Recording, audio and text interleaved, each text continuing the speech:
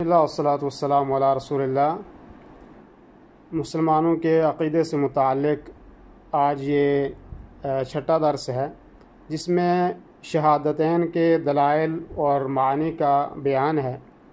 آپ کو پتہ ہونا چاہیے کہ شہادتین کا اقرار اس وقت صحیح معنوں میں مکمل ہوتا ہے جب انسان زبان سے اس کلمے کا اقرار کرے اور اس کے معانی سے واقف ہو اور اس کے تقاضوں پر عمل پیرا ہو، اور اس کے معانی کے جو منافی اعمال ہیں ان سے باز رہے۔ شہادتین کی دلیل جو ہیں وہ اب میں ذکر کروں گا آپ کے لیے۔ پہلی دلیل قرآن کریم کی آیت کریمہ ہے، جس میں اللہ رب العالمین فرماتا ہے فَاعْلَمْ أَنَّهُ لَا إِلَٰهَ إِلَّا اللَّهُ۔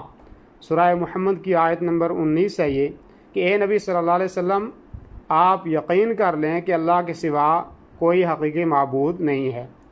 اسی طرح اللہ رب العالمین سورہ المائدہ کی آیت نمبر 73 کے اندر فرماتا ہے وَمَا مِنْ إِلَٰهٍ إِلَّا إِلَٰهٌ واحد، کہ دراصل سوائے اللہ رب العالمین کے کوئی معبود نہیں ہے۔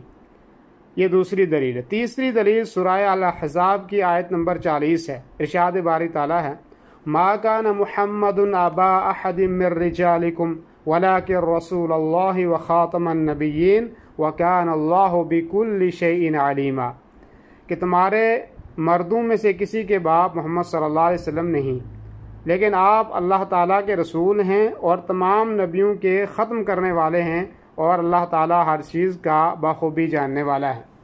تو حدیث سے شہادتین کی دلیل نبی صلی اللہ علیہ وسلم کا یہ فرمان ہے کہ اسلام کی بنیاد 5 چیزوں پر قائم کی گئی ہے۔ نمبر 1، گواہی دینا کہ اللہ کے سوا کوئی معبود نہیں، اور بے شک محمد صلی اللہ علیہ وسلم اللہ کے سچے رسول ہیں، اور نماز قائم کرنا اور زکوٰۃ ادا کرنا اور رمضان کے روزے رکھنا، اور صاحب استطاعت کے لیے حج کرنا کہ جس کو حج کرنے کی استطاعت ہو۔